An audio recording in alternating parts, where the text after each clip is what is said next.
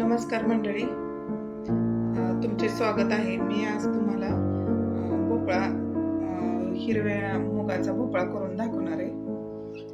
तर इथं मी घेतलेला आहे, मूग शिजवून घेतलेले आहेत मी, आणि भोपळा घेतलेला आहे, एक टोमॅटो घेतलेला आहे, आणि फोडणीसाठी आपण लसूण जिरे ते तर टाकणारच आहोत, आणि काळ्या चटणीतला म्हणजे मसाल्यातला आपल्या भोपळा करून दाखवणार आहे. कोणी कोणी हा हिरव्या मिरचीचा पण करतं, आणि हिरव्या मिरचीचा सुद्धा छान लागतो. तर आपण आता फोडणीची तयारी करूया. फोडणीसाठी मी लसूण टाकून घेते. आता आपण फोडणीसाठी पातेल्यात 2 पळी तेल टाकून घेऊ.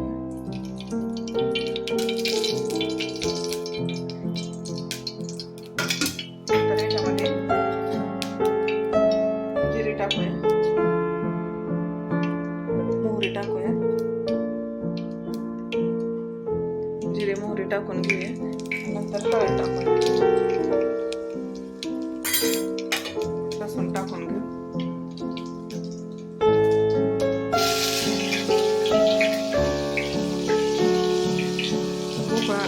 भोपळा चिरून घेऊया आपण. टोमॅटो टाकून घेऊ त्याच्यामध्ये, आणि नंतर भोपळा चिरून घेऊ.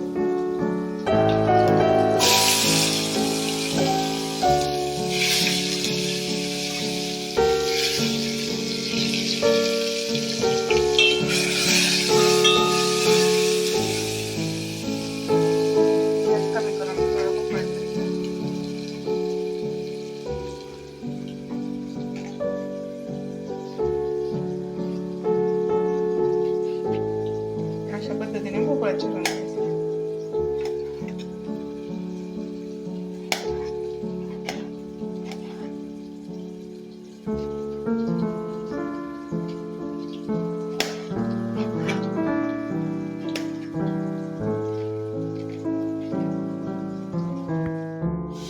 अशा पद्धतीने माझा भोपळा चिरून झालेला आहे. मी टोमॅटो पण फ्राय करत होतो. तर आपण याच्यामध्ये एक चमचा चटणी टाकून घेऊया. आता एक परतू देऊया आपण. परतल्यानंतर त्याच्यामध्ये मग भोपळा टाकू.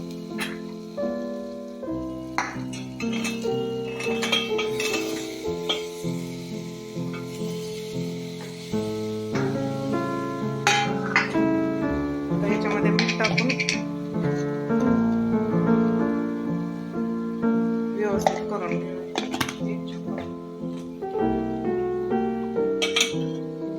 हलवून घेऊ.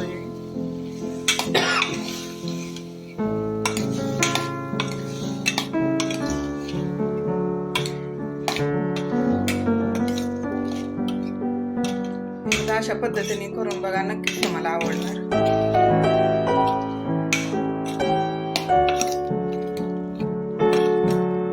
थोडंसं वाफेवर शिजू द्यायचं, आणि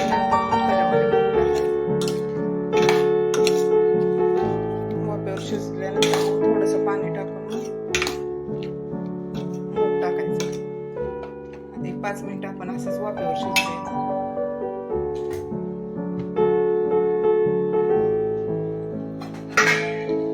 झाकून ठेवायचं.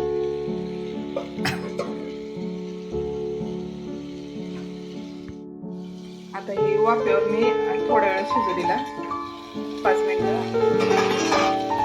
हलवून घेऊया व्यवस्थित.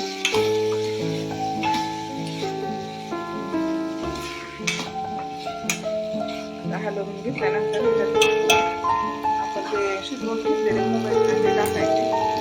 त्याचं पाणी पण ठेवलेलं आहे, आणि ते पाणी होतं शिजवून घेतलेलं.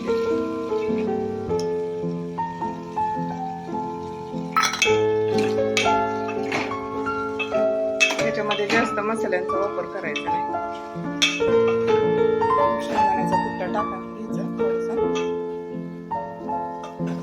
अजून थोडं पाणी ओतून घेऊ आपण. मूग शिजवलेलं पाणी आहे शिल्लक माझ्याकडे.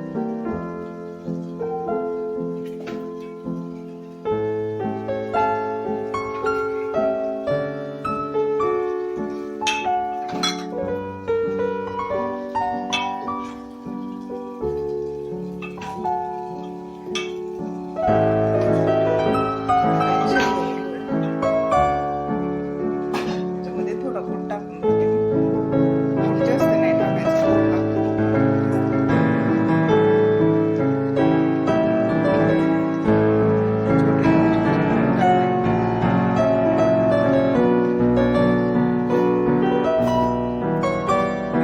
शिजवून घेऊया.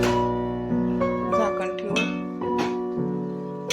आणि कमी गॅसवर 5 मिनिट शिजवून घेऊ.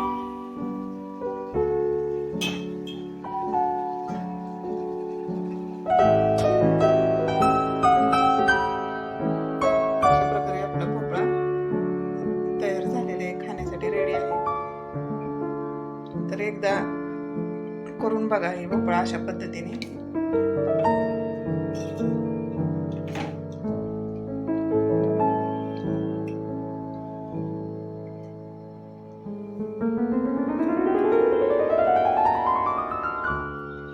एकदम छान लागतो. हिरव्या मिरचीचा पण आपण करू शकतो असं असेल, तो पण छान लागतो. ते बघा भोपळ्याची भाजी आपली रेडी आहे खाण्यासाठी.